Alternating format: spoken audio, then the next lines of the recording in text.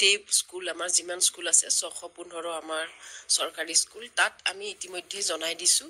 যদিহে শিক্ষকসকলে শিক্ষা হেতু এপত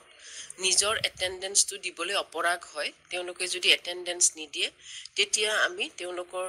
চেলাৰীৰ ক্ষেত্ৰত বিহিত ব্যৱস্থা ল'ম বুলি আমি আগতীয়াকৈ জনাই দিছোঁ কাৰণ আমি দেখিছোঁ বহুত শিক্ষক স্কুলত আহে কিন্তু এটেণ্ডেন্সটো নিদিয়ে তেওঁলোকৰ বিভিন্নজনৰ বিভিন্ন অজুহাত আছে বা কিছুমানৰ এনেকুৱাও আছে যে মোবাইলটো তেওঁ ভালকৈ চলাব জনা নাই তেনেকুৱাও যদি আছে কাৰণ এইটো একো ডাঙৰ কথা নহয় কাৰণ এতিয়া টেকন'লজিৰ যুগত চবে সেইখিনি কথা জানিবই লাগিব সেইটো কাৰণে আমি কৈছোঁ অকল আমি হেডমাষ্টাৰসকলক ৰেছপনচিবল কৰা নাই প্ৰতিখন বিদ্যালয়ৰ প্ৰতিগৰাকী শিক্ষকে এই ক্ষেত্ৰত ৰেছপনচিবল হৈ তেওঁলোকৰ যাতে এটেণ্ডেন্সটো আহে সেইকাৰণে আমি চেলাৰীৰ ক্ষেত্ৰত বিহিত ব্যৱস্থা ল'ম বুলি কৈছোঁ এতিয়া আমি সেইটো চেক কৰি থাকোঁ সদায় এপত কোনদিনাখন কোন স্কুলত কিমান টিচাৰ এবচেণ্ট আছে তাতেই আমি গম পাইছোঁ যে বহুত টিচাৰ স্কুললৈ আহে কিন্তু তেওঁলোকে এটেণ্ডেন্সটো দিয়া নাই তেনেকুৱা আমাৰ ক্ষেত্ৰত হৈ আছে আৰু এতিয়াৰ পৰা লিভ এপ্লাই নকৰাকৈ যিবিলাক লিভত যায় সেইখিনি আমি হেডসকলক কৈছোঁ আনঅথৰাইজ এবচেণ্ট দি সেইটো দিনত তেওঁলোকৰ চেলাৰী কাট হ'ব সদায় ডাটাটো বেলেগ বেলেগ হয় কেতিয়াবা আমি চাওঁ কেতিয়াবা যদি 200 টিচাৰে এটেণ্ডেন্স দিয়ে নে কেতিয়াবা 100 হয় কেতিয়াবা 50 জন হয় এতিয়া কিন্তু আমি যেতিয়া এনেকুৱা ধৰণৰ আমি বাতৰি প্ৰচাৰ কৰি দিলোঁ তেতিয়াৰ পৰা এটেণ্ডেন্সটো যথেষ্ট আমাৰ ভাল হৈ আহিছে আৰু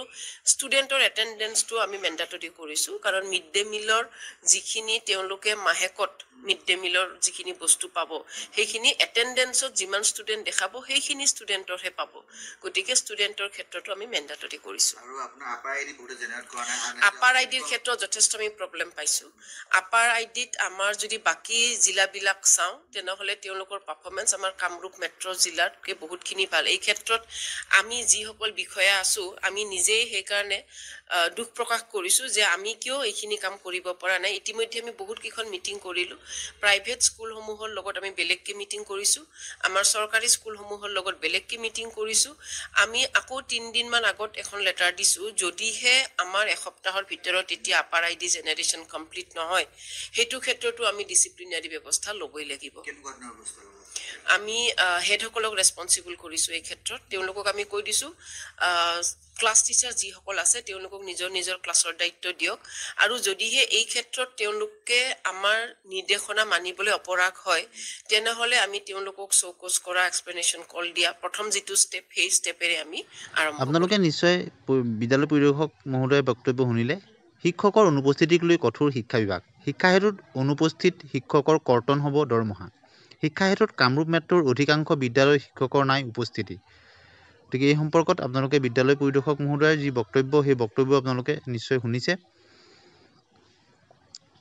আৰু শিক্ষা হেতুক লৈ দায়বদ্ধহীন শিক্ষকৰ বিৰুদ্ধে কঠোৰ ভূমিকা ল'বলৈ আগবাঢ়িছে শিক্ষা বিভাগ বহু শিক্ষকে বিদ্যালয়ত উপস্থিত থকাৰ পিছতো শিক্ষা হেতু এপত প্ৰদান নকৰে উপস্থিতি আনহাতে চৰকাৰী পৰ্যবেক্ষণত পৰা আঁৰত থাকি বহু শিক্ষকে ঘনে ঘনে অনুপস্থিত থাকে বিদ্যালয়ত গতিকে এই কথাও বিভাগীয় কৰ্তৃপক্ষৰ দৃষ্টিগোচৰ হৈছে এনে বহু তথ্য প্ৰমাণ লাভ কৰাৰ পিছত দায়বদ্ধহীন শিক্ষকৰ প্ৰতি কঠোৰ হৈ পৰিছে শিক্ষা বিভাগ শিক্ষকে শিক্ষা হেতুত নিজৰ উপস্থিতি প্ৰদৰ্শন কৰিবই লাগিব শিক্ষা হেতুত উপস্থিত নথকা শিক্ষকৰ বিৰুদ্ধে কৰ্তন কৰা হ'ব দৰমহা কামৰূপ মেট্ৰৰ অধীনত থকা 615খন বিদ্যালয়ত অনুপস্থিত থকা শিক্ষকৰ নৱেম্বৰ মাহৰ পৰা দৰমহা কৰ্তন কৰাৰ সিদ্ধান্ত গ্ৰহণ কৰিছে কামৰূপ মেট্ৰৰ অধীনত থকা বিদ্যালয়ৰ শিক্ষকসকলক বহুবাৰ সকিয়নি দিয়াৰ পিছতো মনা নাই বিদ্যালয় পৰিদৰ্শকৰ নিৰ্দেশ যাৰ বাবে এইবাৰ বিদ্যালয়ৰ প্ৰধান শিক্ষকলৈ এই বাৰ্তা প্ৰদান কৰি সকিয়নি প্ৰদান কৰিছে বিদ্যালয়সমূহৰ পৰিদৰ্শক মহোদয়ে আপোনালোকে পৰিদৰ্শক মহোদয়ৰ বক্তব্য শুনিলে কেৱল অনুপস্থিতিয়ে নহয় আন জিলাতকৈ automated permanent academic account registry যাক চমুকৈ আপাৰ আইডি বুলি কোৱা হয় আপাৰ আইডি জেনেৰেট কৰাৰ ক্ষেত্ৰতো পিছপৰি আছে Kamrup metro' upper ID generate কৰাৰ ক্ষেত্ৰত শিক্ষক আৰু প্ৰধান শিক্ষকক 10 দিনৰ সময় নিৰ্ধাৰণ কৰি দিছে বিদ্যালয় পৰিদৰ্শকে বহু ছাত্ৰ ছাত্ৰীৰ আধাৰ কাৰ্ড নথকাৰ বাবে দাখিল কৰিব পৰা নাই আপাৰ আইডি তেনে শিক্ষাৰ্থীৰ ক্ষেত্ৰত বিদ্যালয়ে মোবাইল টিম প্ৰেৰণ কৰিব শিক্ষা বিভাগে গতিকে এই শিক্ষা হেতুত শিক্ষকৰ অনুপস্থিতি আৰু আপাৰ আইডি জেনেৰেটক লৈ এইখিনি শেহতীয়া যি বক্তব্য আপোনালোকে বক্তব্যটো শুনিলে আৰু শিক্ষা বিভাগৰ এই সিদ্ধান্তৰ কথাও আপোনালোকক অৱগত কৰিলোঁ এনেধৰণৰ শিক্ষক কৰ্মচাৰী তথা অন্যান্য কৰ্মচাৰী আৰু পেঞ্চনাৰসকলৰ খবৰ কাৰণে আমাৰ চেনেলটো ছাবস্ক্ৰাইব কৰি দিব ধন্যবাদ